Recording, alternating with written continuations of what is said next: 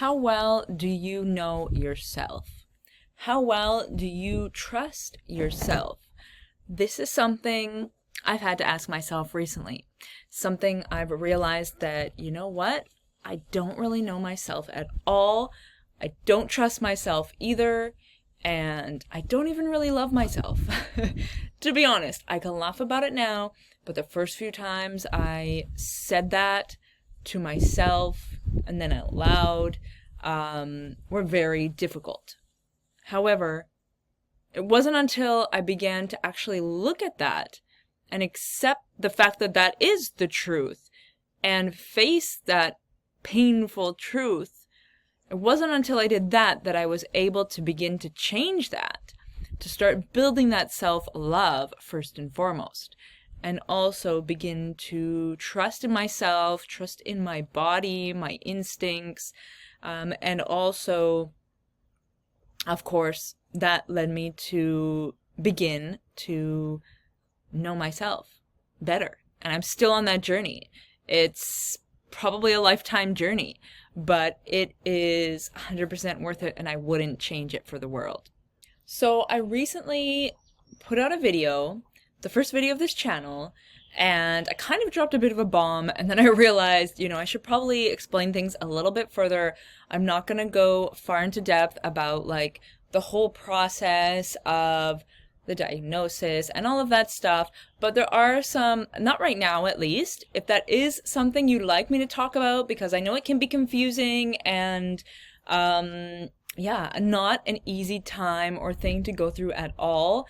There's a lot of uncertainty and it's like, who do I listen to? Who do I trust? And you just kind of feel really helpless. So at the same time, I understand if you would like to learn more about that, about my personal experience. Of course, everyone's experience is going to be different. But I will share it with you if you like. It's not my favorite part of all of this to talk about, but if, it might help you, if you'd like to hear more about it, let me know, and I definitely will share more about that. But what I'd like to talk about is, a couple of things.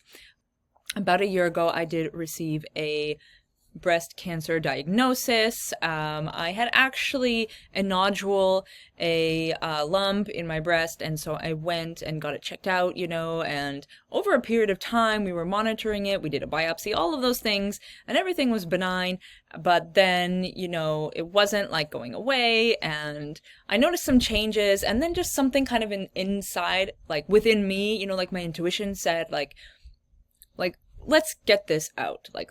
We need to get this out. And so I did. I went and got a surgery and it was removed, and I'm really grateful for how it was done, because I heard a lot of like horror stories of how it could be done and like side effects of how things, are after. But I'm really grateful that it was done really well. However, it did not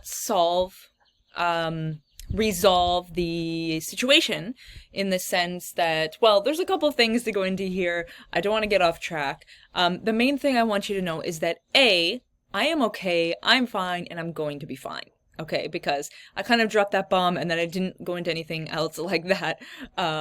But so, when it was taken out, they did, another biopsy, like more in depth with the entire mass there, and they said that they had found a type of cancer.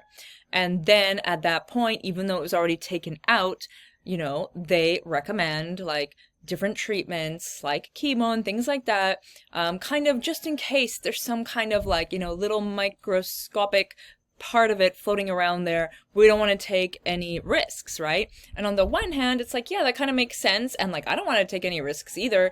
But on the other hand, it's like, hold on,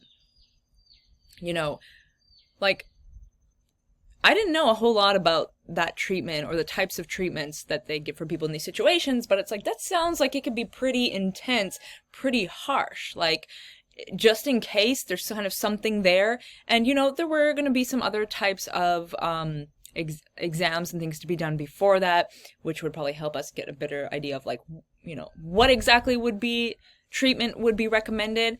But it sounded like, from what the doctor was saying, like either way, there's going to be some sort of treatment, even if it was like all gone and taken out in that moment. And that just did not make sense to me logically. Right? Like, why am I going to put chemicals and things into my body that could be damaging and invasive if there's no reason? There's no, like, it's not necessary, right? There's a lot of things that have happened in my life, to be honest, that have made these, like, light bulbs go off, right? And especially now, gotten me to really doubt in the medical system. And again, there's nothing against it. Like, my mom was a nurse for like 40 years or something. I have friends that are in the system. My sister works in the hospital as well. And, you know, and I'm not speaking badly about doctors at all. It's more like the system. But anyways, it has its place. Right? Like, thank God we have the technologies and the people who are trained and, you know, the professionals that we have. They can help you in different situations. Like, I'm truly grateful for the medical system, for the hospitals, for the doctors, all these different things, to be honest. Okay? So don't get me wrong there. However, at the same time, let's be real. It is a business. And just like any business, you know, they need clients. They need patients. If everybody is fine and healthy, like, especially in certain areas, right? Like if it's emergency care, accidents, or just things like that, those things are going to happen no matter like what, to some degree. And we're always going to need help and a trained, you know, or experienced professional to help us with those situations and all that type of technology and things that can help us with those situations. However, when it comes to like disease, or as I like to call it now and understand it now, dis-ease, it doesn't really, it's not convenient. It doesn't benefit the people that work within those areas. It doesn't benefit them for you to be healthy. Like, it's just a fact, right? And it doesn't make them a bad person. I think most people who work in these, like, this area of medicine or whatnot have gotten into it with the right intentions because they truly want to help people. And that's great. But the truth is that if these diseases or whatever it is that they're helping people with were to just disappear and nobody had it anymore, they would be out of business. They would, you know, how would they make their living? So, you know, I totally get it and there's nothing wrong with it, but I think it's a really slippery slope of going down into saying like, oh yeah, well, there's this, so let's just do this just in case. And let's like chop this off just in case, right? And like, let's do this because it'll just be better and it'll be preventative, but like, maybe it wasn't necessary at all. And then what are the side effects of doing that? And like, what other things could that create? And yeah, it might, I mean, in some cases, it can definitely create other diseases, and medical issues. And then, you know, you keep coming back and paying and they get more money and everything. But not just that, it can also create, of course, a lot of like emotional distress and issues and traumas and things just through going through that process, right? And to be honest, that's one of the biggest reasons why I decided to not move forward with any of those treatments, and even really any more like examinations, because it logically did not make sense to me, especially after investigating and researching on what these treatments or like drugs really do to your body. Like, they may be killing certain things that you don't want in your body, but they're affecting your entire body. They're killing off and damaging, you know, the healthy cells as well. So like, it just didn't make sense to me. Like, why don't I instead invest my time, my energy, and, you know, money, and just whatever it is into like helping every cell in my body become healthier and stronger, and to clean it out and to clear it out and all of those things, right? But it's also not just the body, which is what I've learned. It's not just the physical, but it's can be very mental and very emotional as well in regards to healing, but at the same time in regards to what got you into that place of a dis-ease or a pain or something like that to begin with, right? Like, did you know that traumas, like unresolved past traumas, can create dis-ease if they're not resolved? You know, it might not be instantly, but a lot of them are caused in this way. Did you know that trapped, like, emotions that were suppressed and can be trapped in your body, in different areas of your body, that create, you know, energetic blocks, but they also can create a lot of pain and issues with things like, you know, for example, sciatic nerve and things like that, but also, again, dis-ease. And then, of course, yes, there's the food and the different toxins and things that we may be exposed to that could have, play a role in that too. So it could be a combination of all of them. It could just be one of those things that has been that case, for you or for the person who's affected. So we really need to get into the root cause. Like, that's what I've learned more than anything out of this. And what I've realized is that the medical system, unfortunately, although there's many good things going for it, does not really care about that at all. They do not look into that. They do not ask anything to figure that out. I mean, generally speaking, right? They do not help with that at all. They don't even know anything about that. They're not trained for that. They're just trained on, okay, let's get rid of this symptom. Let's get rid of that symptom. Like, that's literally their job. And again, sometimes, like, a symptom can be so intense that the first thing we need to do is just get rid of it, or, downgrade it so that we can kind of like, okay, breathe and just be present and think and figure things out, and just, not be in so much pain or whatever it may be. Or it could be something that, is obstructing a pathway, like your respiratory system or digestive system or something. And it's like, okay, we need to get that out or move that, or, do something, like, we need to act quickly because this is going to affect a lot of really important essential bodily functions, right?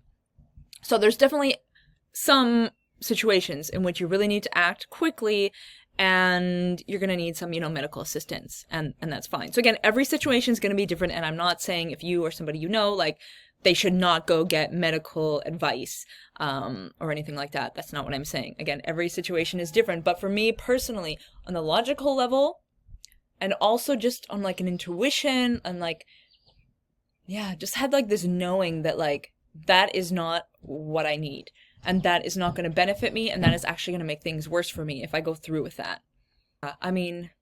Just imagine, I could just imagine going through something like that, and all like, the emotional trauma, and like how depressing and really tough it would be mentally to be able to like hold myself together and be positive and just show up in life and enjoy the life that I'm living through all of that, let alone what are the possible side effects that can have on my body. And oftentimes, to be bluntly honest, it is the treatment that, kills the person, or that causes the issue, or that doesn't allow them to heal.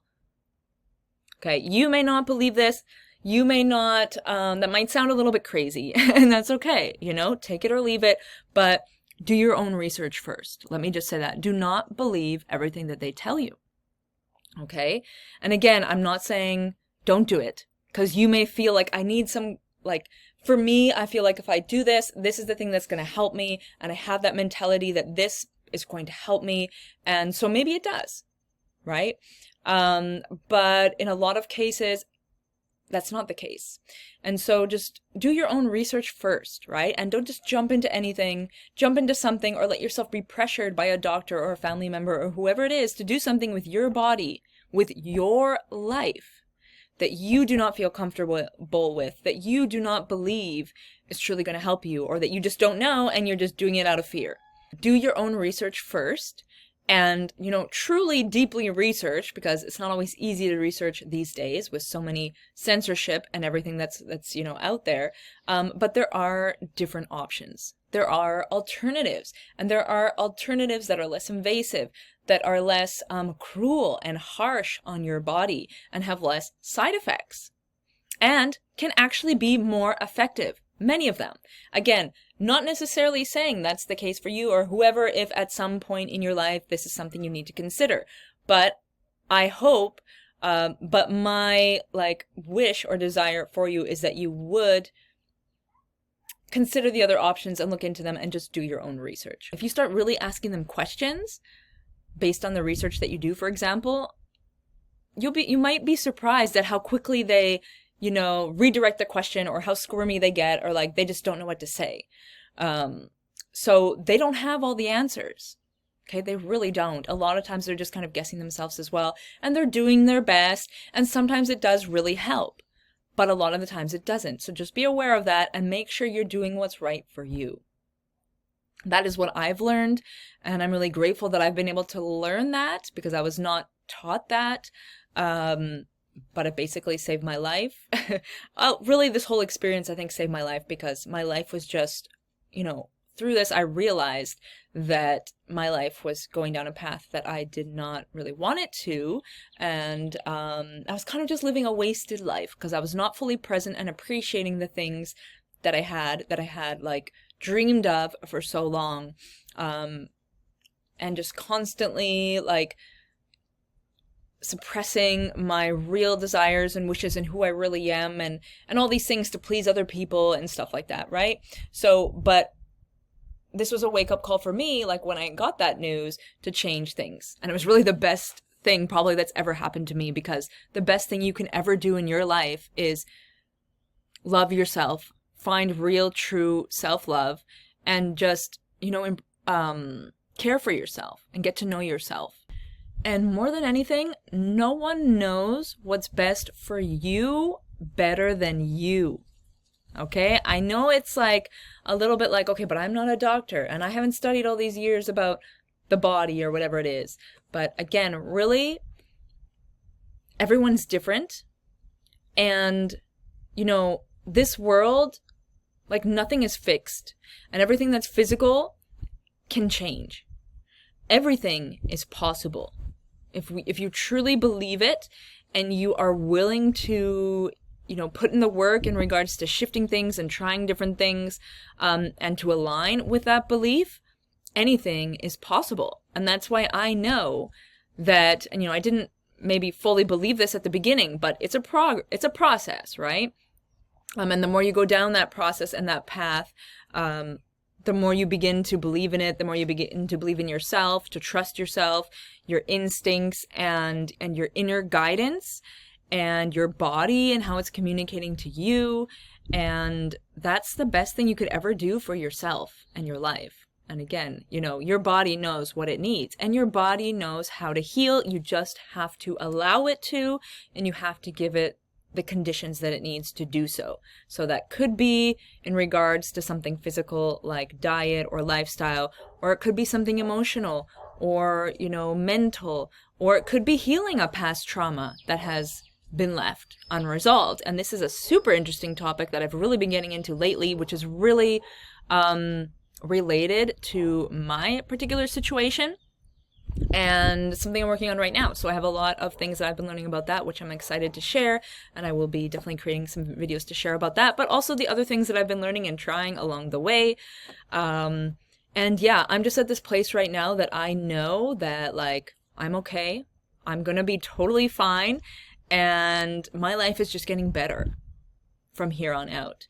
And I know, because I have that belief that that's what's going to happen, but also I have that belief because I have like the research and the experiences now and the feeling within my body, because I've been listening to my body and getting to know it, to back that up. I'm definitely still on this journey. I am not an expert at all, but it's like, I kind of feel like it's my duty to share this. Like, how can I not share this super important, helpful, life-saving information? I actually think it's a crime that people don't know that we are not told these things that I've learned recently. So I'm making it my duty to share it. So if you're up for it and you want to continue on this journey with me, I appreciate you being here. You can subscribe to the channel, give this video a like, and I'd love to hear as well, like if you have had any similar experiences or heard of things like this before, I'd love to hear about it. Feel free to share in the comments, and I look forward to seeing you in the next video.